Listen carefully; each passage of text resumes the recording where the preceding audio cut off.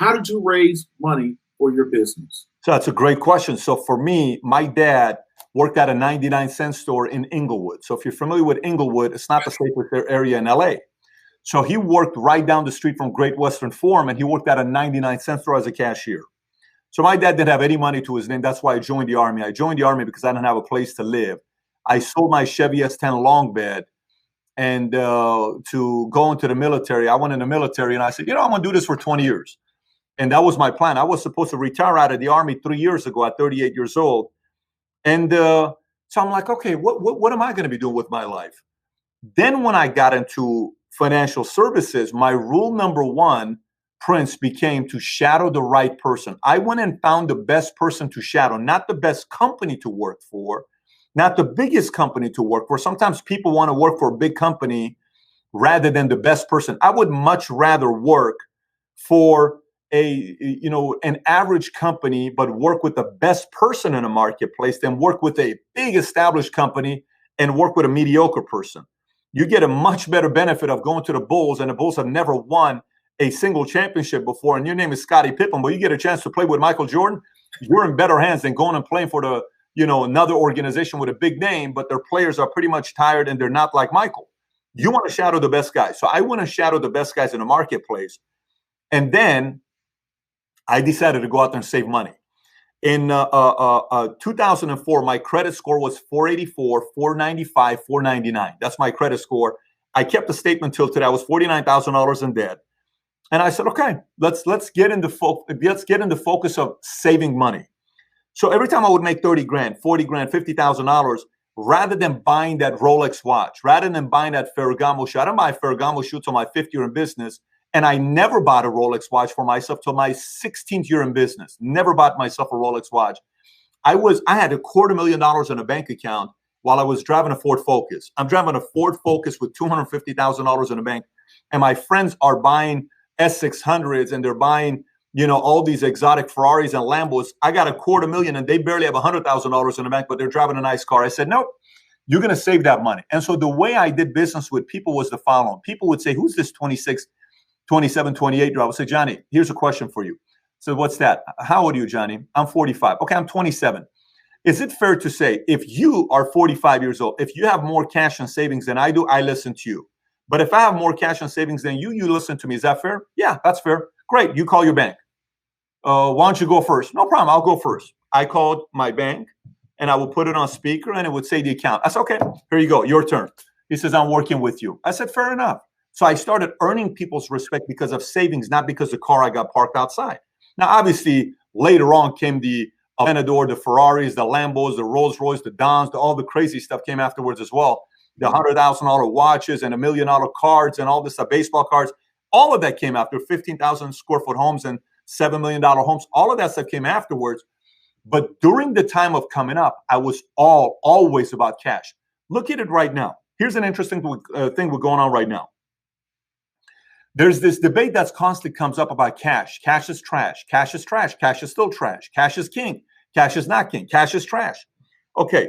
I think people have to realize what investors like Ray Dalio and other billionaires mean when they say cash is trash. What they're saying is leaving money as a form of investment in a money market account or a cash that's not building any interest in your investment portfolio may be trash. Yes, fair.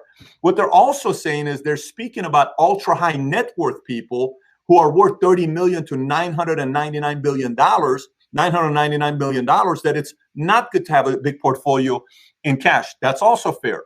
They did a study showing what most people's assets were based on having $10,000 in savings, 100,000, a million, 10 million, 100 million, and a billion. Each time it went higher, the percentage of their money in cash got smaller and smaller and smaller, which is how it's supposed to be.